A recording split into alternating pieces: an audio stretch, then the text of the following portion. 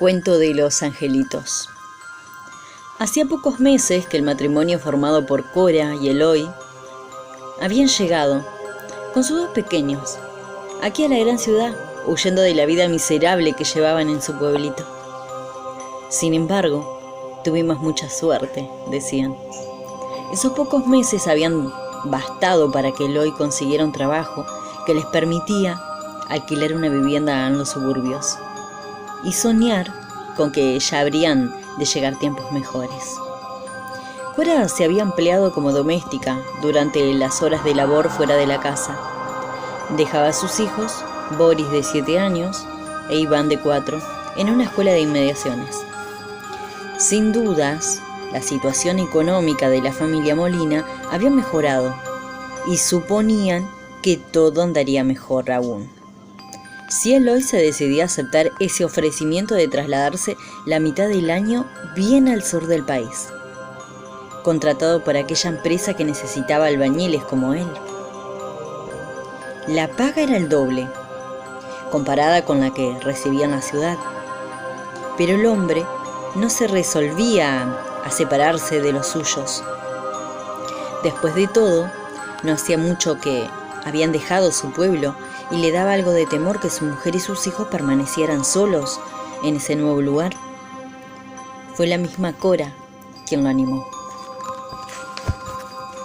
Le aseguró que ella se sentía ya bastante capaz de desenvolverse en la ciudad y, según decía, los días iban a pasársele volando, tan atareada como estaba. «Pronto volveremos a reunirnos para la fiesta», le repetía su marido. Así fue como Eloy se despidió de su mujer y sus hijos y marchó rumbo al sur.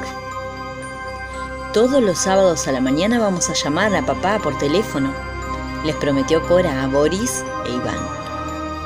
«Así nos enteramos de cómo le va y además así le oye la voz a ustedes también, ¿no es cierto? ¿Les parece?»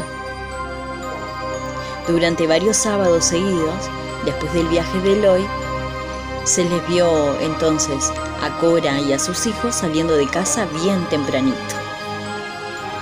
Era largo el trayecto hasta la cabina telefónica desde donde podían comunicarse con el padre, caminata de varias cuadras hasta un paso de nivel, cruce del mismo por un sendero peatonal precariamente abierto y por fin otra fatigosa caminata hasta arriba a la ruta, por donde pasaba el colectivo que lo llevaba al centro de la ciudad.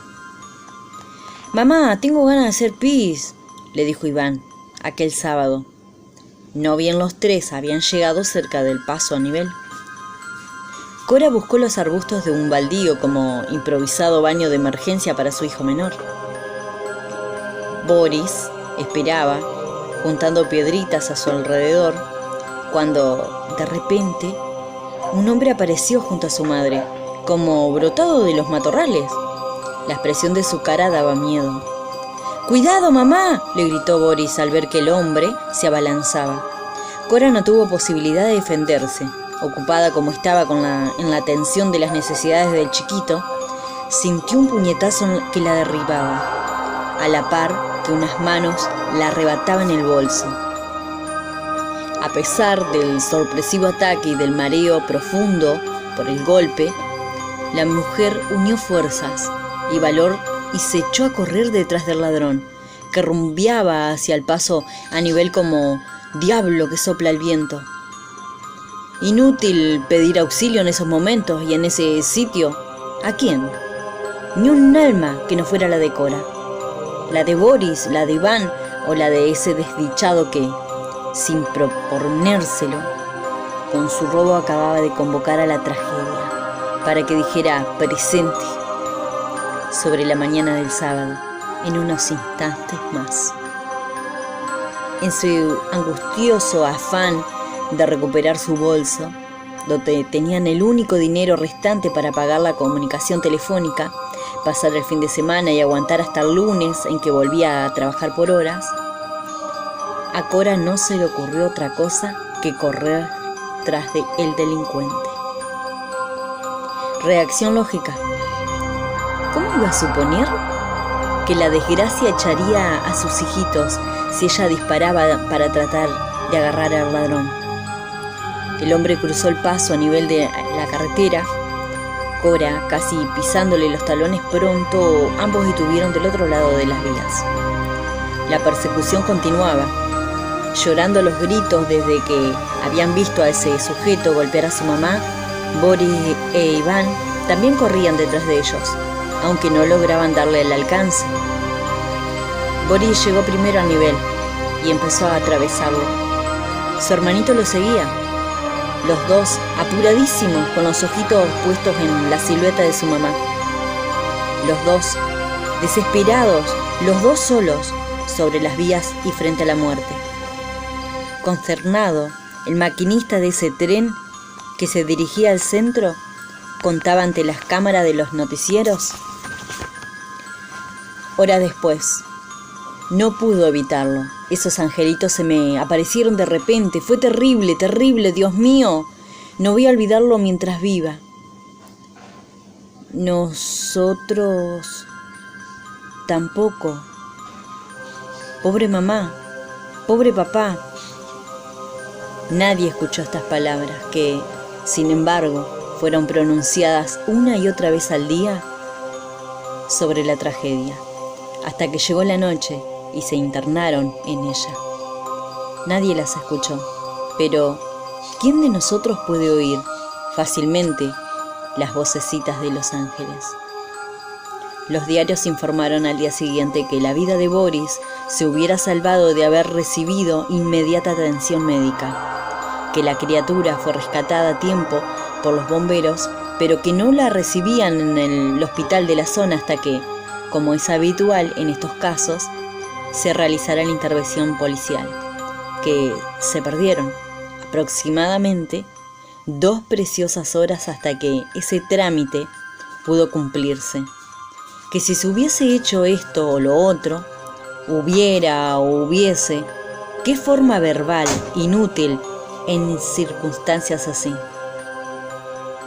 Se aplica para lamentaciones tardías acerca de lo que ya es imposible modificar y que son totalmente vanas cuando, de costumbre, no se tiene en cuenta esa experiencia para prevenir desgracias futuras. Los hijos de los más humildes, como Boris e Iván, casi no tienen defensores durante sus vidas, mucho menos después de muertos. El drama fue rápidamente olvidado por los medios de comunicación masiva y por el público consumidor de sus noticias. Pobre mamá, pobre papá. Pasaron 20 años a partir de aquel sábado trágico para Eloy y Cora. Con los corazones destrozados, ambos siguieron trabajando como robot, aunque ya no les encontraba sentido, ¿no es cierto?, a la existencia. Se esforzaban, sin embargo, para ayudar a criar a varios sobrinitos a medida que su familia del lejano pueblito iba, también mudándose a la gran ciudad. En esta obra de solidaridad con los suyos, encontraban a veces un poco de alivio para su dolor. No quisieron tener más hijos. El recuerdo de Boris e Iván se mantenían en ellos con una nitidez tal cual que ambas criaturas andaban por allí, como sus almitas en puntas de pies deslizándose por la casa, acompañándolos, como en el pasado, eternamente niños. De tanto en tanto, a Cora le parecía oír sus voces y la tristeza la ahogaba. Entonces, con la misma intensidad que aquel día en que los había perdido para siempre, pobre mamá, pobre papá.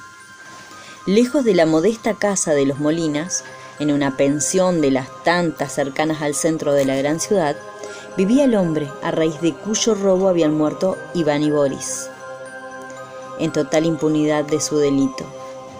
No le había ido mal económicamente, astuto ladrón como se había convertido, con banda propia y todo. Sin embargo, jugador empedernido, el dinero le duraba lo que dura un suspiro. Todos creían que esta situación de continua escasez era la causante de su mal humor, de su carácter oscoso, huraño. ¿Quién iba a imaginar que un sujeto despreciable como aquel viviera como vivía? ¿Torturado por los remordimientos? Los años no lograban traerle la paz, aunque desde que aquello había sucedido se repetía que él no era culpable, que el accidente era producido de la fatalidad, que ni loco hubiera pensado en hacer tanto daño. Si hasta había devuelto el bolso, arrojándolo de manera anónima en el jardín de los Molinas, de noche, después de la tragedia y casi la mitad de los billetes rodados. No voy a olvidarlo mientras viva. Canejo, decía, atormentado por la culpa y por el vino. No voy a olvidarlo. Entonces, en su delirio, le parecía escuchar que unas vocecitas le susurraban lentamente. Nosotros tampoco. Muchas veces, a lo largo de esos años, había tenido la sensación de que alguien lo seguía cada vez que debía tomar un tren. Era como unas pisaditas, como si esas pisaditas recorrían las suyas que, a medida que caminaba por los andenes, por eso evitaba en lo posible viajar en ferrocarril. Un sábado, como tantos, se preparó para ir a las carreras. Hacía bastante calor y al mediodía amenazaba aumentarlo aún más todavía, por lo que decidió no tomar el repleto micro que salía a conducirlo hacia el hipódromo y viajar en tren, más airado al menos. Ese día tuvo mucha suerte con sus apuestas a los caballos. Ganó bastante, una fortuna. Anoche lo sorprendió. Entonces, contentísimo, esperanzado en esa estación de las afueras, el tren de regreso al centro. Mucha gente circulaba por el andén. Ya se veía así a lo lejos brillar el foco de una locomotora en dirección hacia allí. A toda velocidad venía. En instantes más se detenía junto al andén. El hombre se encaminó hacia el borde. Quería ser de los primeros en subir a los vagones para conseguir el asiento. Él era de los que, a toda costa y abriéndose, iba a los codazos. Siempre conseguía viajar sentado. Pero esa vez, no, ni sentado ni parado. La locomotora ensordecía con su silbato y ya todo el gentío se apretujaba en el andén. Cuando los oídos del hombre creyeron percibir esas pisadas especiales, las mismas que solía detectar cada vez que tomaba un tren, esa sensación se le antojó ridícula. El andén estaba atestado, no era posible ya dar un paso, pero sí saltar hacia las vías. Y el hombre lo hizo, a menos, eso es lo que testificaron los que tuvieron la lamentable ocasión de verlo con sus propios ojos. El tipo se arrojó cuando se acercaba el tren, lo hizo pedazos, imagínense. Fue un espectáculo espantoso, más porque parecía un hombre normal. Vea, estaba allí al lado de nuestro, lo más tranquilo, y de repente ninguno de los testigos, obviamente, pudo enterarse de lo que en verdad sucedió. Porque el episodio que realmente tuvo lugar en aquella estación solo lo conocieron el hombre y los angelitos. Tal cual se narra más arriba, el hombre había sentido que lo seguían hasta el borde del andén. Apenas, entonces, sí había tenido tiempo como para darse vuelta cuando 4 manitos infantiles le empujaron hacia las vías, al impulso de un vigor sobrenatural. Durante la fracción de instantes que le quedó de vida, antes de caer debajo de la locomotora, vio así fugazmente 2 criaturas vestidas a la moda de 20 años atrás. Ellos lo habían empujado, y eran 2 varoncitos de corta edad, y los 2 lo contemplaron con miradas como vueltas para adentro, como de otro mundo, mientras él pensaba, por última vez.